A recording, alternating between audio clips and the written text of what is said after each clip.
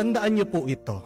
Hindi lahat na nagpo-post sa social media ay mayabang at nagmamayabang. Amen? Hindi lahat na nagpo-post sa Facebook, sa Instagram, sa kanilang social media ay mayabang at nagmamayabang. Kung nagpo-post siya tungkol sa bakasyon nila, o kaya naman nagpo-post doon sa mga nagbigay ng regalo sa kanya, kung nag-post siya tungkol sa katatapos pa lang na bahay niya, o kaya naman pumasa siya para sa pag-abroad, pumasa sa board exam, o pinost niya yung kanyang bagong sasakyan, bagong motor o bagong bisikleta, kahit ano man yan, please, huwag mong isipin na ang taong yan ay mayabang. Sana maging masaya ka para sa kanila.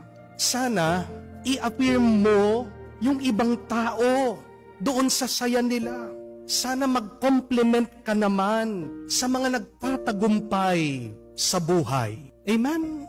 Huwag na huwag kang magagalit, huwag na huwag kang maiinis dahil nagpo-post ng achievements ang ibang tao. Amen? Bakit? Dahil deserve din ng ibang tao ang maging masaya. Kung nga ikaw gusto mong maging masaya, gusto din ng ibang tao na maging masaya sa buhay nila. Hindi po ba?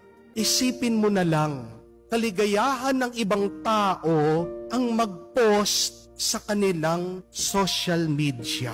At walang masama doon. Ang karanasan nila, ang natanggap nila, gusto nilang ipakita.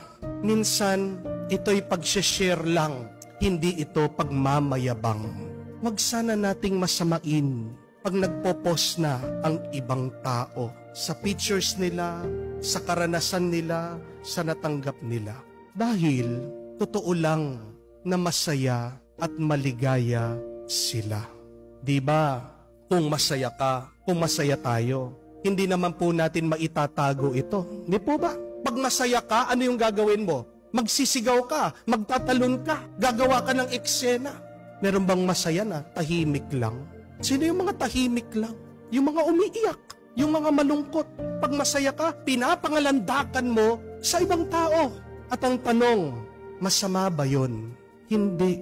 Ganyan ang ginagawa ng mga tao sa social media. Ngayon, kung affected ka sa pagpopost ng iba, anong ibig sabihin? May problema ka. At ano ang problema mo? Inggit, aminin mo, na iinggit ka sa iba. Amen? Yun yung tanong mo.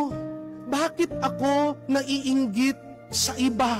Pag nagpo-post sila sa kanilang bakasyon, sa mga natanggap nila, sa tagumpay nila, sa achievement nila, kasi gusto mo din mag-post ng picture, pero wala kang maipost. Di po ba?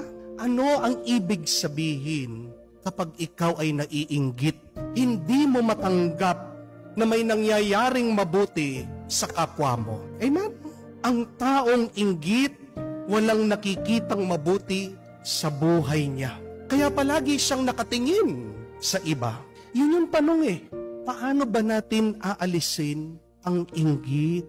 Napakahalagang tanong. Ang sagot, makikita po natin sa Biblia.